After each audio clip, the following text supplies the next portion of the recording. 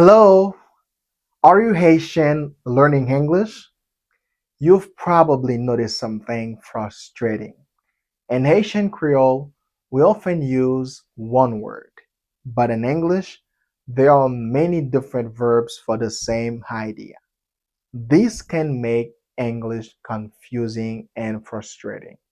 So don't worry, you're not alone. In this video lesson, we will explore 12 confusing verbs in English that many Asians mix up.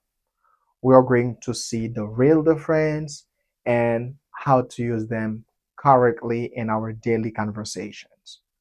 Are you ready? Let's get started. Okay, so as I said, we are going to talk about 12 confusing verbs in English. Ces 12 verbes en pile moun kon confond en anglais. So we're gonna learn them one by one. Okay?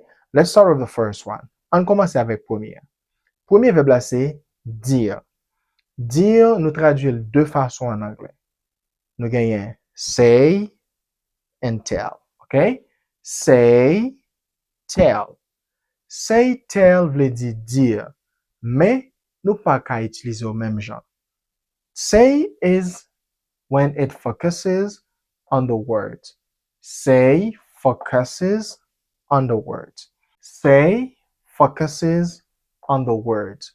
Says focuses on the words. Say, nous utilisons c'est là nous concentrer ou bien nous focus sur mot yo. Nous gagnons say something.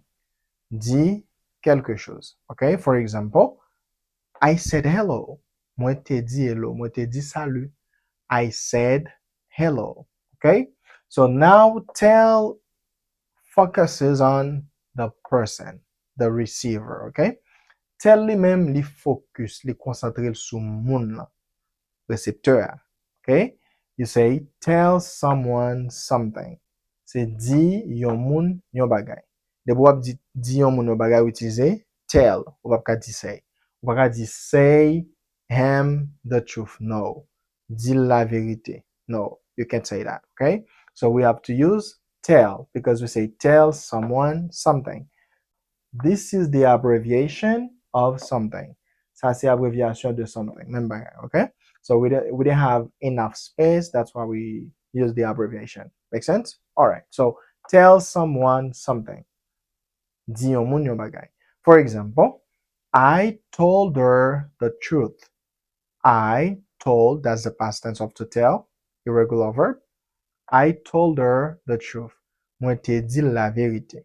Men prap ka di, I say her or I said her the truth. No, because we say tell someone something. You see the difference? Tell focuses on the person. Say focuses on the words. Okay? Good. Next verb. To listen and to hear. Listen and hear, yo vle di men bagay. C'est écouter, tande. Hear, tande. Listen, écouter. So here is natural, okay? There is no effort. Pour tande yon bagay ou pa fe pièce effort li naturel ou utiliser hear. Par exemple, I hear noise. M'tande bruit. I hear noise. M'tande bruit. Ba fe pièce effort pour m'tande bruit, okay? Ba fe pièce effort. Là, m'utiliser hear. But when it comes to paying attention to something, okay, you say listen. Listen. Listen is used when we pay attention to something. Here we have effort. Là ou fait effort. For example, listen to me. Koutem. Comme dit koutem en anglais? Listen to me. Listen to me, please. Koutem, s'il vous plaît. La mande pour porter attention. You pay attention, okay? You pay attention, you make effort. Good. Next verb is prêter. Comme dit prêter en anglais? On est capable de dire de façon borrow, lend.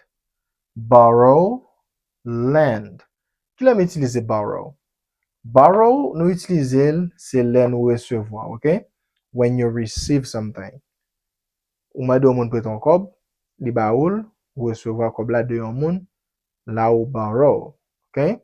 Ou borrow, ou recevoir, you receive. For example, I borrow money. Mwen prete l'argent. Ça veut dire yo prete m l'argent. Mwen prete l'argent, ok? I borrow money. But now, lend, it's when you give. Yo mando prete kob, ou même ou lend, ok? You give money. Borrow, you receive money. C'est toujours prêter, oui. Ou recevoir l'argent. Lend là, c'est ou bail l'argent. For example, I lend him money. Moi prêter monsieur l'argent. I lend him money. Ça veut dire l'argent sorti dans même, là dans même moun nan. Mais l'argent sorti dans même moun nan vinn dans même, utiliser borrow. OK? I borrow money from him. Moi prêter l'argent dans même monsieur. Monsieur prêter l'argent dans même. M'a dit I lend him money or he borrows money from me. He borrows money from me, li prêter l'argent dans même, or I lend him money mean the same thing. Yo vle di même bagay. OK? Borrow, you receive, lend, you give. Next verb is lose, miss. Lose, miss. Lose means perdre, perdi. Miss, c'est rater, manquer. Okay? Let's see the difference. On got différence là. Lose, it's when something is gone. Okay? Le yon bagay ale, yon bagay ou perdu, you say lose. Okay? I lost my phone. Mwen perdi téléphone mwen. Okay? My phone is gone. Okay? I don't have my phone anymore. So I say I lost my phone. I lost my phone. Okay? So when you had something and it's gone, you say I lost it. Mwen perdil. You use the verb to lose. But to miss, it's for opportunity that is not taken. Okay? Lè ke yon opportunité ke ou pa sezil, ou pa pren opportunité sa, ou pa sezi opportunité sa, ou pa utiliser lose, ou pa utiliser miss. Par exemple, gadi, mwen rate bus la, mpa ka di mperdi bus la, mwen rate bus la, mwen di, I missed the bus. Mwen te rate bus la, mwen te manke bus la. Ça veut dire bus la te ale sans moi. Di, I missed the bus. So lose, it's when you had something and it's gone. So miss, it's when there is an opportunity and you didn't take the opportunity. The opportunity is not taken. So we use miss. I missed the bus. I missed the train. I missed the flight. Mwen rate vol la. So the opportunity is not taken. So lose, you had something and it's lost. Okay, good. Now we have when, earn. When, earn. When vle di gagner, genyen. Earn vle di gagner tou, genyen. Se menm genyen an kreol, men an anglais nou traduyo diferent. So, le map di, mwen genyen nan kompetisyon, baka utilize earn, map utilize when. When is used for competition. Competition. Pou yon kompetisyon participe la dan m genyen, m utilize verb when. Ok? When. Men kwenye la si map di genyen an tem de l'ajan, m travay, m gen kob, map utilize when. Map utilize earn. Let's see some examples. I win the game. Mwen remporte jwet la. Mwen genyen jwet la. I win the game. Ok? Tap jwe? I won. Mwen genyen. I win the game. Mwen genyen jwet la. But now we have earn. Earn, it's for work or money. For example, if I'm working, I can say earn. C'est genyen. Money. I earn money. Mwen genyen l'argent. Mwen fè l'argent. Ok? I earn money. Mwen fè l'argent. Mwen gen l'argent. You see the difference? Win and earn, they mean the same thing, but they don't use the same way. All right. So next and last is and finish. And finish. As you know, we're about to finish. So we say and finish. Okay? And vle di finir, terminer. Finish, terminer, finir. Qui est capable d'utiliser? And is used for something that stops. Okay? Le yon bagay suspend by la campé, on dit it's ended or it ends. Okay? It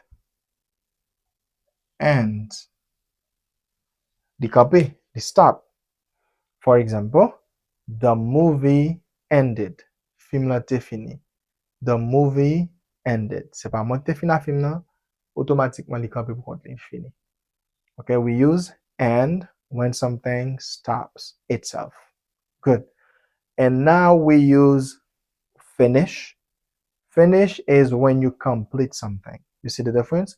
Like ou complete yon bagay, ou fini avec yon bagay, ou acheve yon bagay, you achieve something, you complete something, you say finish. De pou acheve yon bagay, ou complete yon bagay, ou utilize verb finish. You complete something. For example, I finished my work. Mwen fini avec travail mwen. I finished my work. Mwen fini travail. I finished my work. It means I complete my work. Okay, you can use it the same way. But to finish, it's when you complete something. To end, it's when something stops by itself or automatically. Okay? Here are 10 confusing verbs in English. Ça, c'était 10 verbes anglais qui compte souvent faire nous confondre l'on a utilisé parce que l'on a utilisé créole là, nous utilisons un seul mot, mais en anglais, parfois, on traduit par deux mots ou bien deux verbes. Par exemple, dire, on dit tell, on dit say. Qui l'a pas utiliser say, qui l'a pas utiliser tell. C'est ça que nous souhaitons apprendre dans la vidéo ça. Si la vidéo ça t'a intéressé, pas oublier like et puis commenter dans l'espace commentaire, dire nous ce pensez de vidéo, qui vidéo t'as nous faire dans la prochaine vidéo qu'on a gagné. Et dans l'espace commentaire, dis-nous est-ce que tu as toujours fait vidéo comme ça. Et après ça, partagez le bon l'autre monde capable en anglais même genre. Et abonnez pour pas rater pièce dans la vidéo nous. C'était professeur anglais Laurent, n'a pas rejoindre dans l'autre vidéo pour une plus belle leçon anglais. Bye bye for now.